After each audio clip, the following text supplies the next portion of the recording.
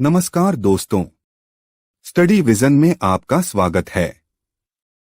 आज हम जूनागढ़ इंटीग्रेशन के बारे में चर्चा करेंगे। भारतीय स्वतंत्रता के बाद जूनागढ़ मुद्दा भारतीय उपमहाद्वीप के इतिहास में एक महत्वपूर्ण घटना बनी हुई है। जूनागढ़ वर्तमान गुजरात में स्थित ब्रिटिश भारत के दौरान एक रियासत थी। इस पर जूनागढ़ के नवाबों का शासन था, जिन्हें ब्रिटिश आधिपत्य के तहत काफी स्वायत्तता प्राप्त थी।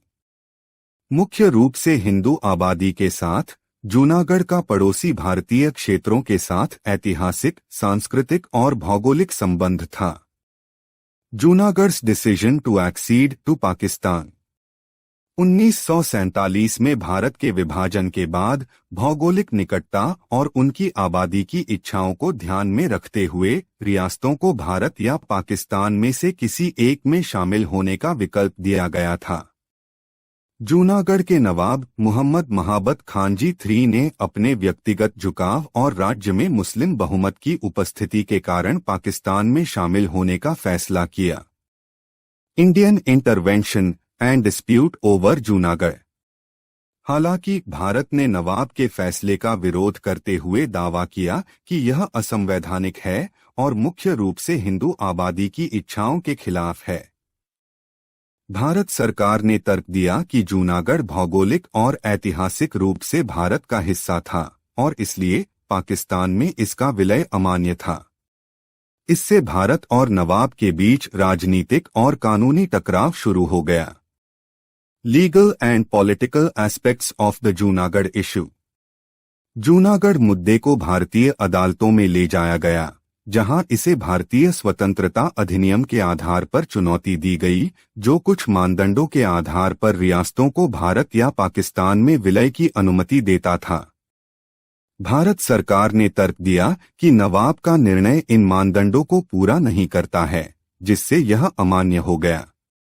The role of the united nations in resolving the issue. सितंबर 1947 में भारत ने जूनागढ़ मुद्दे पर हस्तक्षेप की मांग करते हुए संयुक्त राष्ट्र से संपर्क किया।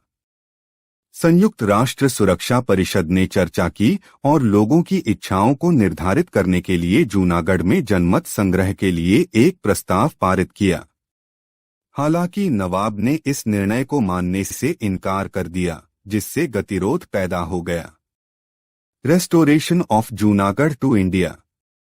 नवंबर 1947 में भारत ने जूनागढ़ को सुरक्षित करने के लिए एक सैन्य अभियान ऑपरेशन पोलो शुरू किया। भारतीय सेना ने तेजी से राज्य पर कब्जा कर लिया और नवाब पाकिस्तान भाग गए। जूनागढ़ को बाद में गुजरात राज्य के हिस्से के रूप में भारतीय संघ में एकीकृत किया गया।